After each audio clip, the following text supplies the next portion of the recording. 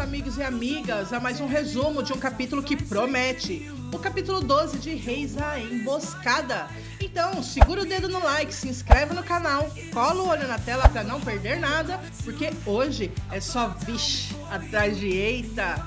Vem, bora pro resumo. O capítulo começa com Abias indo falar com os profetas. Ele pergunta o que significa tudo aquilo. Semaías, ele olha seriamente para o rei e diz que foi o Deus de Israel, o único Deus, que o colocou naquele trono. Nesse momento, Maaca ri e zomba do sacerdote diante de todo o povo e ainda diz que foi ela quem colocou o filho nesse lugar e que Aserá lhe deu esse poder. Quando Semaías rebate dizendo que não, mas sim, foi Deus, Maaca diz que é mentira, pois Abias ele nunca o serviu. Mas Semaías ainda diz que nem por isso Deus deixou de cumprir a promessa feita aos descendentes de Davi. Abias ainda pode fazer tudo diferente, é só começar a se sujeitar à vontade de Deus. Quando Maaca já não aguenta mais tanta discussão, ela pede que prendam os sacerdotes.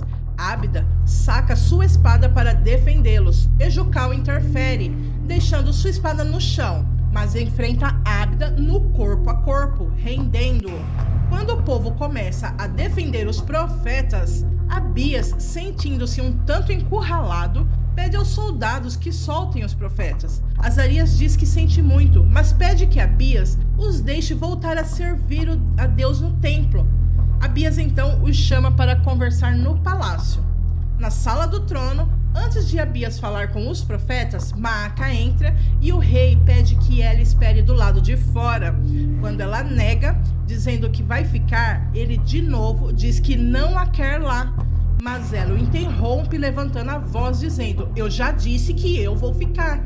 Mas Abias fala mais alto que ela e diz, e eu já disse que não, deixando Maaca surpresa, sem fala e sem ação. Mas ela olha para Ábida e pergunta ao rei, por que ele pode ficar?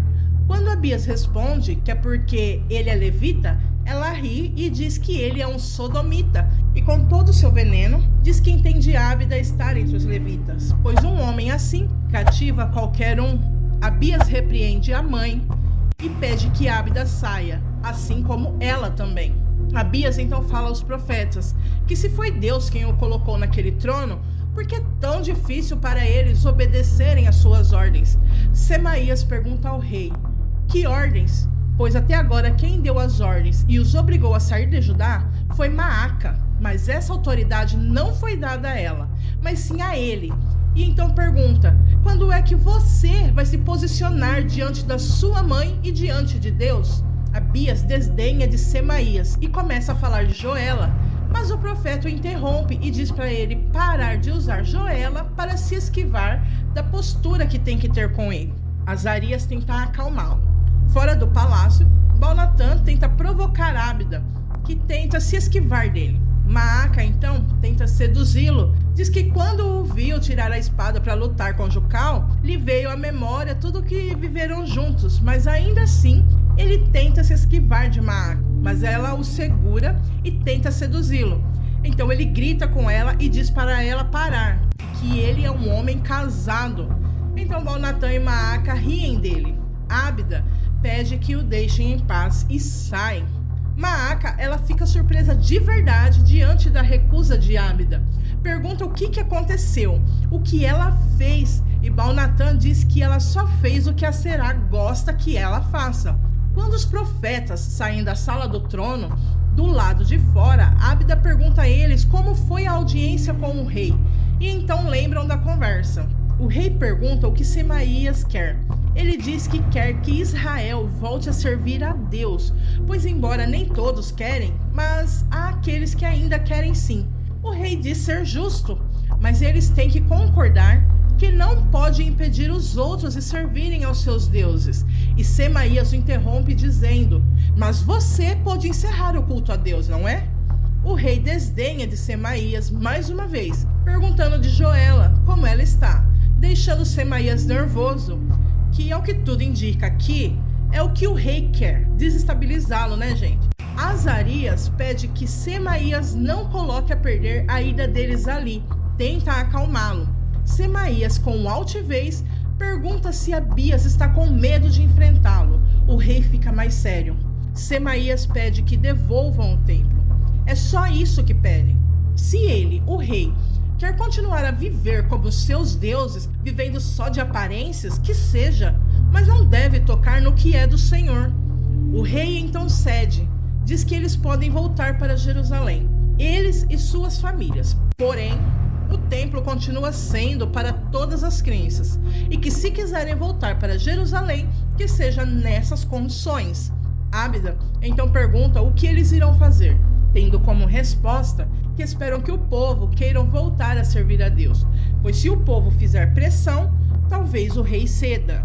Na cena seguinte, Efá e Tibni conversam. É nesse momento que Onri, Asal e Elias chegam. Percebem que Efá está pálida, perguntam se ela está bem. Ela diz que sim. Tibni sai e diz que vai atrás de Nadab. Elias chama por Asal para irem esperar os profetas, mas ele diz que Efá não está bem, que é melhor ficar com ela. Mas ela, assim, de repente, ela melhorou. Por que será, né? Elias convence Asal a ir, mas quando ele vai saindo, ele volta atrás e diz que é melhor ele ficar. Não quer deixá-la sozinha com Onri, mas ela insiste que ele vá. Ela se faz de vítima e diz que eles só pensam o pior dela. Asal então confia na filha e sai. Quando Onri sai do quarto, diz que ele vai sair, vai atrás de Nadab, mas Efá tenta impedi-lo. Onri diz que ela está louca. Ela fala que está cansada de fingir e não quer mais esconder os seus sentimentos. E diz que o ama. Onri pede que ela não diga uma coisa dessas. Ela pergunta se ele não sente o mesmo. Ele diz a ela que não pode sentir nada por ela. Ela rebate. Não pode, mas sente. E ali ele fala, ela fala, até que ela insiste em ele confessar o que sente. E ele confessa. Ele confessa que ele pensa nela sim. Diante disso, ela o seduz, ele cede e vão para o quarto. Na cena seguinte, os profetas seguem pregando na rua mesmo. O povo ainda ouve. Jeús pergunta a Semaías como que Deus lida com quem nunca o serviu. Então Semaías diz que Deus é fiel e justo para perdoar todas as nossas iniquidades. Isso está descrito lá em Salmos 25:11. Ábida diz que ele é prova disso, pois Deus o perdoou. Todos ali sabem da vida que ele levava entre os sacerdotes de Aserá, mas Deus o aceitou e o abençoou. Se casou então com uma mulher que o ama. Maaca chega nesse momento e interrompe tudo. Diz que lá não é lugar para isso. Ela então dispersa o povo. Então Maaca sobe até onde está Semaías e olha para ele de uma forma um pouco diferente. Gente, eu não vou dizer aqui que ela tentou jogar o seu charme para cima dele, mas eu vou dizer que ela tentou sim jogar o seu veneno para cima dele. Ele não diz nada e sai. Na cena seguinte, Jeoconia chega ao acampamento beduíno. Diz que foi ali para ver Asa, a pedido do rei. Diz que queria ver se ele está bem. E quando verifica que ele está bem, ele sai. É claro que ele não foi ver se ele está bem, mas para contar para Maaca, né, onde ele está. E isso ficou claro até para o menino. Asa ficou com medo, pois ele vai contar a Maaca que ele está lá. Nos aposentos de Ana, Abias entra e pergunta por que ela está tão chateada. Ana responde que Maaca descobriu onde está Asa. Ele pede para Ana não se preocupar, pois ela não fará nada sem autorização dele. Ana olha nos olhos de Abias e diz que ele sabe que isso não é verdade. Bom, quem manda e desmanda realmente ali nós já sabemos. Ana se levanta e quando Abias se aproxima dela, a cara de Ana revela o nojo. Quando Abias diz que os sacerdotes voltarão a Jerusalém e servirão no templo como ela queria, Ana sorri e pergunta se é verdade. Quando ele confirma, ela o abraça. Abias então diz a Ana: "Está vendo como eu cuido de você?" Ela diz a ele que se ele quer realmente cuidar dela, para deixá-la passar um tempo na casa dos avós, pois ela quer um tempo longe dele. Ele pergunta o que ela quer dizer com isso. Ela diz que não pode mais engravidar e não vai suportar, e ele tem outras mulheres também. Ele diz que não, que é ela quem ele quer. Quando ela insiste, ele grita que não. Em desespero, ela pergunta por quê. Então ele diz que é só com ela que ele consegue. E para a frase aí, deixando Ana surpresa. Então ela diz, é verdade então?